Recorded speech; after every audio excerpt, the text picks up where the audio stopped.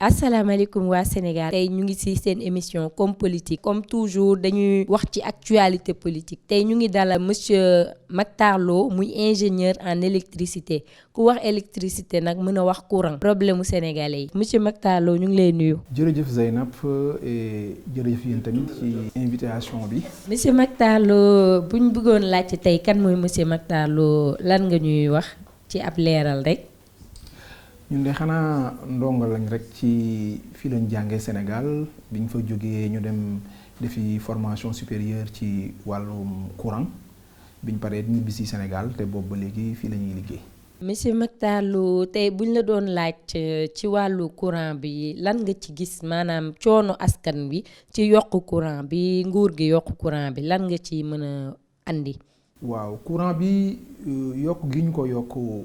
fan yile ñu génn askan wi gis na ni loolu dafa dis ñoom waaye booy seet yokk bi loi bi moo ko permettre loolu tax ñu mën ko yokk ndaxte assemblée nationale moo ko voté daal ne bu bénéfice bi eggul fii walla bu njëgu jumtuwaay yi nga xam ne moom la ñuy ut jël pour defar courant bi yokkoo Senelec am na droit yokk ko ba du perte. li ci problème bi nag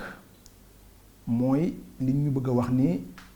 ñi nekk première tranche yokkuwul pour ñoom ndaxte ñoom ñi ngi daan jëndee kilowatt heure bu ne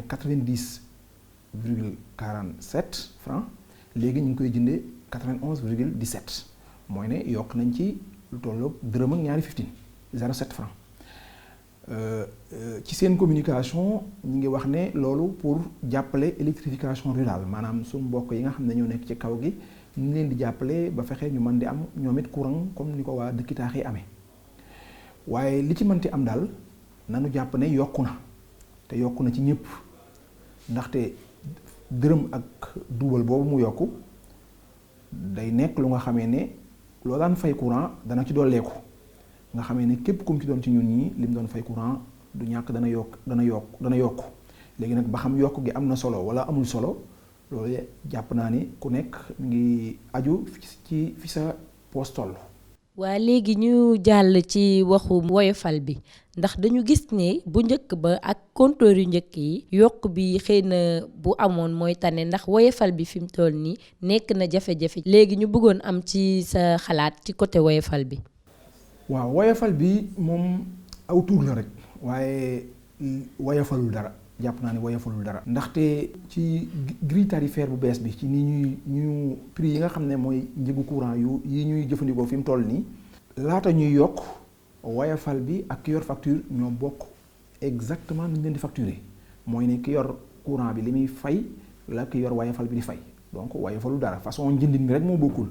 mooy ne ki yor woyofal moom day joxe xaalisam di soo ko mën a jëfandikoo courant bi te ki nga xam ne day jël facture moom day consommer ba pare day jëfandikoo courant bi ba pare di soo ko fay bu weer dee bu ñaari weer yi dee donc amul woon benn différence léegi bi ñu defee yokk gi ba pare léegi ki doon fay woyofal ba léegi moo ki fay courant facture ñoo bokk li ñuy fay fenn daal la ko ki yor woyofal di gën a yombalee mooy bu fekkee li nga lakk ci ñaari weer yi dem na ba ëpp juróomi junni bu boobaa day commencé nag léegi woyofal bi di gën a yomb tuuti waaye loolu muy gën a yomb daanaka tamit da nga koo perte ndaxte woyofal bi soo koy jënd lu ci bëri mooy da nga jëfandikoo Orange Money wala Calpe Tigo wala dara te boo ko jëfandikoo dana am frais yu ci dolleeku te frais yooyu dana dem ba 3% wala 5% yoo xam ne day dolleeku ci sa facture donc finalement sooy xool dëgg woyofalul courant bi li ci am daal mooy lenn mooy dana la permettre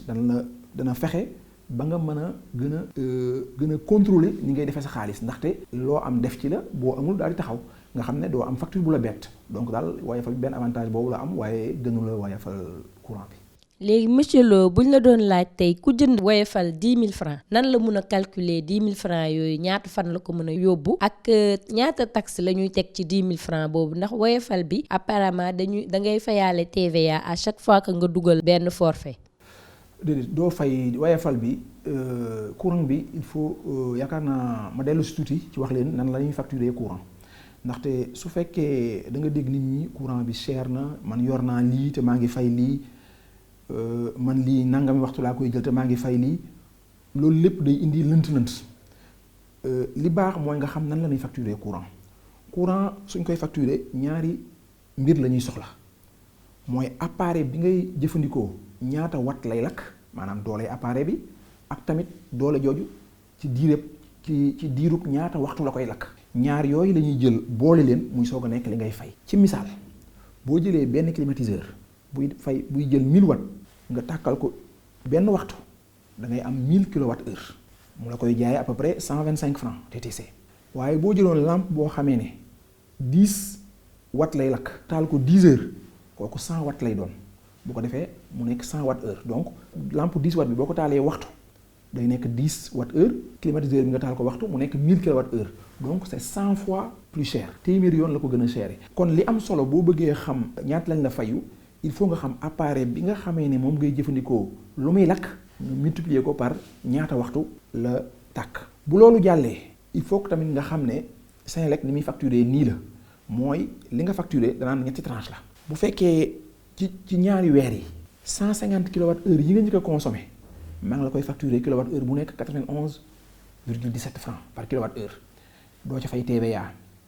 li nga koy fayaat leen dong la muy taxe communale, mooy li ñuy jox maire yi te loolu 2,5% la, te loolu ci courant bu mën doon da nga koy fay. moo tax ci explication yi mën nañ koo fàtte ndaxte ñëpp koy fay. donc 91,17 francs ngay fay kWh bu nekk. soo demee ba mu weesu 150 kWh bi, beneen kWh bu ci tegu ba muy mat 100 kWh bu nekk yaa ngi koy fayal 112 virgule quelque chose francs. boobu tamit du fay TVA. moo première tranche bi ak deuxième yëpp benn du ci fay TVA. 150 kWh bii 100 kWh boo ko boolee muy 250 kWh. lu ca teguwaat nag ba fu mu mën a jëm loolu mi la koy jaayee à peu près 124 francs mooy tarif yu bees yi kWh bu nekk, waaye boole ca loolu day fay TVA, maanaam loolu day fayaat 18% TVA. mooy ne kon loolu boo ko fayalee mooy ne kon première tranche bi 91,17 francs la par kWh. Deuxième tranche bi 112,5 francs par kWh. Troisième tranche bi 124 francs nga dolli ci TVA mu nekk 147 francs, presque fanweeri dërëm par kWh. donc kee li muy fay kWh première tranche bi matul 100 francs, waaye troisième tranche bi mën naa dem ba 150 francs. nga xamee ne daanaka benn yoon ak genn wàll gën na koo seere bee, bii matul 100 francs te bii dem na ba daanaka fanweeri dërëm. donc boo xamee loolu noonu la Senelec di facturer ku am facture ku am Woyofal. bon ku am Woyofal nag ci troisième tranche bi moo gën a yombale tuuti ndaxte moom ci Woyofal bi deuxième tranche ak troisième tranche ñoo bokk prix muy 112 francs. deuxième tranche bi du fay TVA, waaye 112 troisième tranche bi day fay TVA. léegi Senelec kon ni muy def nii la, bu dee ko yor facture day bu ñëwee le premier jël ba le 30 muy 30 jours, beneen weer bi ñëw muy 60 jours mu ñëw relevé daal ne consommé nga temps li nga consommé mu jël 150 yu njëkk yi facturé ko première tranche, 100 yi ci tegul mu facturé ko deuxième tranche, lu ci teglu mu facturé ko troisième tranche, boole lépp na la lii may fay boole ci TCO yi, boole ci tamit TVA ci troisième tranche bi ak tamit li muy woowee redevance mooy lim la loué compteur bi ñoom seen ak yooyu mu daal di jeex. bu dee ki nga xam ne Woyofal la Senelec ni muy def nii la, bi nga xamee ne yaa ngi jënd courant bi boobu mënuguñ laa facturer, lim man mooy xayma lii par rapport ak fi nga tollagun ñaata la ci courant. te ni mu koy xaymaa nii la, bu fekkee le premier nga jënd te li nga jënd matul 150 day jàpp ne lépp na nga ko consommé ci première tranche bi, donc 91 francs la koy diviser ak TCO beeg ñoom da nga à peu près 100 francs la lay kWh bii jar, mun la à peu près am nga fi nangam jooju sax mënu koo xam ndaxte tamit mën nga koo jënd ñaari weer yi jeex te utiliser woo ko. donc day jàpp ne da lay jox xayma la lay jox rek, ci xayma boobu lay basé wu ne la am nga fi à peu près nangam, moo tax du la wax toujours ñaata la exactement. balaa 60 jours yi jeex bu 150 kWh yi jeexee kWh boo consommé waat mi ngi koy facturer ci deuxième tranche. bu deuxième tranche bi jeexee maanaam 250 kWh yi loo facturer loo consommé waat mu facturer la ko ci troisième tranche bi. te loolu sax mooy li may wax toujours ne leen facturation Woyofal bi dese naa am leer ci ki nga xam ne moo koy jëfandikoo, ndaxte fi ngay jënde booy jënd xamaguñ ñaata nga consommé, donc kenn mënagulaa wax lim la jaayee kWh bi. liñ la mën a wax mooy à peu près ñaata la te ni ma la ko waxee woon léegi gis nga ni kilowatt heure première tranche 91 francs la kilowatt heure troisième tranche même sans la TVA mi ngi 112 francs pour woyofal donc entre 91 francs et 112 francs yaa am na différence te xamugoo ban nga koy ciy consommer waaye ci jamono ji ngay consommer la sa Senelec di soog a facturer ngay soog a xam ñaata la. jërëjëf monsieur Lo léegi monsieur Lo bu ñu bëggoon tey nga conseiller par exemple benn sénégalais lambda boo xam ne nii moom sonn na carrément ci mbiru courant bi ndax facture am jóge na ci 60 000 dem ci 120 000 lan nga koy conseiller mu def te du tee muy utiliser courant am ni mu ko war a utiliser. facture su jógee 60 000 dem 120 000 tamit yaa ko consommé ndax naay dégg toujours ñuy wax compteur yi baaxul ak Senelec dafa sàcc ak loolu lépp dara amu ci lu ñu la facturé ñaare yaa ko consommé waaye li am ba am mooy fi la foofu la woyofal bi di ñëwee ndaxte booy def li nga tolloog sa doole di ko contrôler yaakaar naa doo am lu la ci bett ndaxte tamit courant soo ko xamee tuuti da nga xam ne lu ci nekk balaa facture bee ñëw wala boog war ngaa xam lu mu la mën a indil donc li nga mën a def mooy jéem a yaxanal li nga xam ne moom ngay jëfandikoo te ni nga koy yaxanalee nii la mooy benn bi mooy da ngay xool appareil yi nga xam ne moom nga am sa kër yi nga xam ne ñoo gën a dàq mën a lekk courant nga jéem a xool ni nga koy jëfandikoo mooy ne bu dul lu mën a ñàkk nga fexe ba koy jëfandikoo ci temps bi nga ko soxlaa kese bu temps boobu jàllee nga arrêté ko lu ci demee ni que climatiseur yanuwul maanaa nga taal ko temps boo xam ne ni ko ci néeg bi boo ko taalee itam yanuwul maanaa nga taal ko defar ba mu sedd guy ba noppi sàngoo mbàjj mooy ne booba amoon ngaa jéem a yëkkati température bi nga koy régler bu ko defee li ngay consommer day wàññeeku yeneen yi mel ne fer à repasser nga fexe boo ko branché gaaw passé li ngay passé débranché ko bu dee frigo wala congélateur nga fexe ba mu am thermostat ba noppi di ko régler ci minimum bi nga xamee ne sa lekk du yàqu waaye dana ko saral loolooy tax bu ko saralee ba fi nga bëgg day fay xaar ñam wi tàngaat muy soo ko tàkkaat moo gën nga jënd frigo boo xamee ne amul thermostat boo xam ne venant la wala buñ réparé te réparé bi demewul noonu nga xam day tàkk di dem rek nga xam day lakk bu seddeet mu continuer di seddal boo ko defee loolu mooy indi ay betteel ci sa seeraayu courant waaye daal li am ba des mooy sa courant bu fekkee yow mi koy jëfandikoo yaa ngi koy surveiller lu ci nekk nga koy taal fi nga ko war a taalee di ko fay fi nga ko war a fayee yaakaar naa doo ci am dara lu la ci bett. monsieur Lo bu ñu la déggee kon maanaam courant bi yokkute courant bi kon da nga bëgg a wax ne du ci ni du c'est pas techniquement maanaam du technique maanaam yokkute courant bi lu normal la nit ñee consommer courant bi ba mu ëpp moo tax mu yokk. courant moom loo consommer loolu ngay fay njëg yi nag yokku na li may wax yokku na mooy Senelec yokku na njëg yi bu ñu ko yokkee nag ki doon fay diggante ba lu yées ñetti junni ñaar fukki dërëm ak benn mooy yokk ci li mu doon fay ki doon fay 100 000 dana yokk lu mat 6 000 francs ainsi de suite donc yokkute gi am na waaye li am solo mooy tamit di nga xam ne mënoo ci dara ndaxte mbir mi ñaari pàcc la mooy njëg gi ñu la koy jaaye ak li nga jëfandikoo njëg gi nga koy jaayee fixé nañ ko mënoo ci dara donc li nga ca man mooy manifester xaas waaye mënoo ci dara li nga xam ne nag yaa koy jëfandikoo mën nga ci dara boo ko wàññee boo leen boolee ñoom ñaar li ngay fay tamit mooy li nga jëfandikoo. monsieur Lo léegi loo gis ci maanaam Sénégal ñu ngi amee gaz amee pétrole amee ressources yu bari yoo xam ne nii mënoon naa yombal suñu dundin gën a woyofal sax suñu courant maanaam mu gën a wàññeeku waaye contraire bi la ñuy dund tey lan nga gis ci loolu ban gestion moo waral loolu lan moo waral loolu. waaw li ci njëkk a am mooy pétrole boobu ñuy wax ñëwagul dañ ne 2021 moo gaz bi 2021 la ñu commencé génn boobooy beneen bi tamit mooy ne yooyu génn tamit taxul automatiquement njëg yi wàññeeku ndax tamit boo ko fu mu mënti ci géej gi la nekk da ngay def ay moyens pour dem génnee ko pour tamit liggéey ko ba mën nekk luñ mën a jëfandikoo ci centrale yi boo paree tamit courant boobu nga jël ko indi ko ba ci kër yi fay ci Senelec ainsi de suite ak yooyu yëpp xëy na bu loolu lépp amee dana tax njëg gi wàññeeku waaye loolu tamit amagul donc moo tax ba léegi tamit loolu mënagul a wàññi njëgu courant bi. waaw comme niñ ko gisee yow da nga créer benn solution bu tudd yaxanal ñu bëggoon nga waxtaanal ñu ci yaxanal bu dee dina gën a yombal dundinu Sénégalais yi seen courant wàññeeku ñu mën a xam ni ñuy contrôler seen utilisation courant ba mën cee génn nga wax ñu ci daal gën ñu cee leeral. waaw yaxanal courant li muy def lii la mooy day fexe appareil yi nga xam ne moo nekk sa kër te nga xam ne ñooy gën a lakk nga mën di ci teg sa bët di mën a xam lan la ñuy consommer nga mën a xam bis bi ñaata la lekk la lakk ak tamit nan nga mën a def ba tax mu wàññeeku nga xamee day am suivi nga xam bis bu nekk kooku li mu appareil boobu li nga xam ne moom la lakk ci courant ndax dafa am dispositif yu nga xam ne dañ koy installé ci appareil bi buñ paree fu ñu mënti nekk di mën a xam appareil boobu lan la consommé buñ paree la ci mën a jox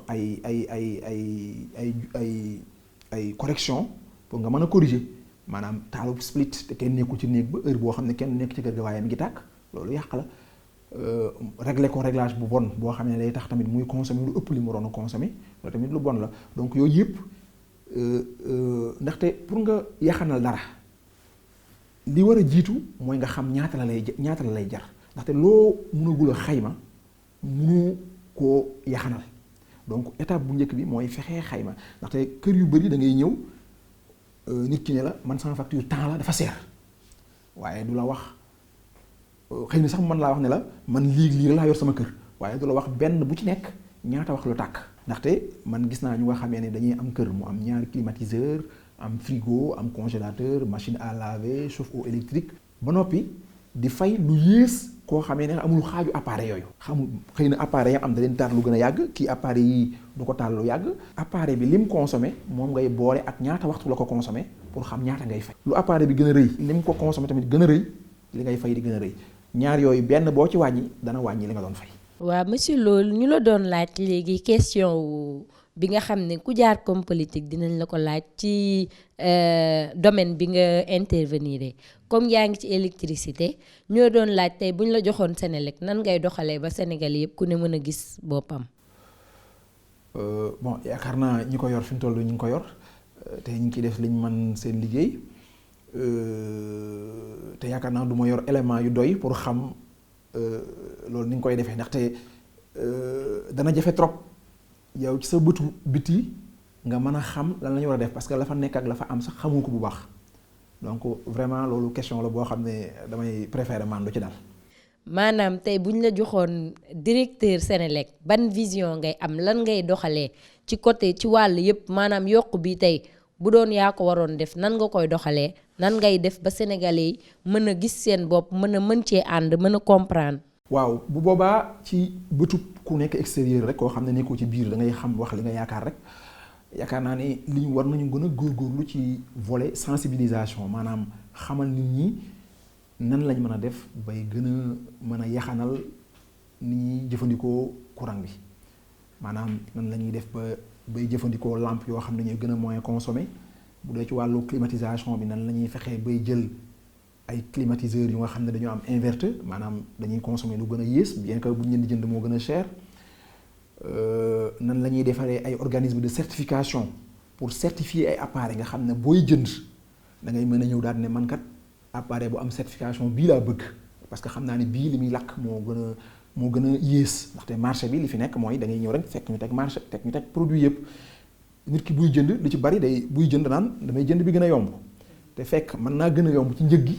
waaye li am solo du li nga ko jëndee li am solo mooy boo ko dawalee durée bi muy dund yëpp lim lakk ci courant plus njëg gi boo ko boolee ñaata la lay dikk loolu moo gën a am solo njëgu appareil bi man daal yaakaar naa su ma ci amoon ndogal foofu Senelec dana fa insister bu baax pour gën a ñaax nit ñi ci ñu gën a maîtriser ni ñuy consommer seen courant ba duñ ci am lu leen bett. waaw kay monsieur Lo donc suñu dernière question mooy lan mooy sa gis-gis ci réew mi jamono ji ñu toll nii ak tension yi ci électricité ak yooyu noonu ban gis-gis nga ci am. waaw gis naa ne population yi mbir mi dafa metti ci ñoom moo tax askan wi contre hausse bi contre yokkute gi ndaxte fan yi la ci gannaaw yokkoon nañ courant bi yokkoon nañ carburant bi te jàpp naa ne carburant bi moo gën a laal nit ñi te taxul woon nit ñi jóg waaye jàpp naa ne soo gisee nit ñi yokkum courant gi metti leen nii ajuwul sax trop ci niveau yokkuwaay bi ci bariwaayu yokkuwaay bi waaye ay frustration yu dajaloo la ak tamit askan wi jàpp ne xëy na yokku gi am na nu ko gouvernement bi waroon na mën a régler neneen dul dóor ko ci nit ñi yaakaar naa loolu mooy tax nit ñi maanaam jàpp nañ ne am na yeneen yu bari daal yoo xamee ne bu ko gouvernement bi defoon mooy ay institutions yoo xam ne jàpp nañ ne amuluñ njariñ askan wi buñ. comme yan institution noonu. waaw yu mel ne ay HTTC je crois. mooy ban ku jiite HTTC. non ku jiite amul solo au territoire mooy bi Tanor Dieng yoroon ak CSE parce que askan wi gisuñu li ñuy liggéey gisuñu ci seen bopp jàpp nañ ne ay structure la ñu nga xamee ne ñu ngi lekk ay budget te budget yooyu xëy na bu ñu ko jëloon def ko ci courant bi dana tee ñu yokk njëg gi. monsieur Lo waa Leral TV ñu ngi lay jaajëfal bu baax di la wax nga wax sa dernier mot sénégalais yi. bi Senelec laa koy adressé mooy ci mbiru facture yi ñu mujj indi ndaxte yokku gi à partir du 1er décembre la woon waaye li ma jaaxal mooy facture bi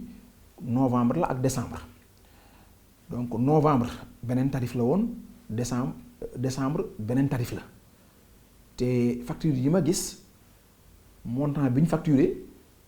du tarifu novembre du tarifu décembre benn tarif la bu ñu jël bu nekk ci diggante bi te jàpp naa ni dañoo waroon a facturer novembre tarif bu njëkk ba facturer décembre tarif bu bees bi waaye ñoom beneen prix lañ jël facturer ko donc finalement doo xam liñ la facturer noonu fan lañ ko teg. jërë ngeen jëf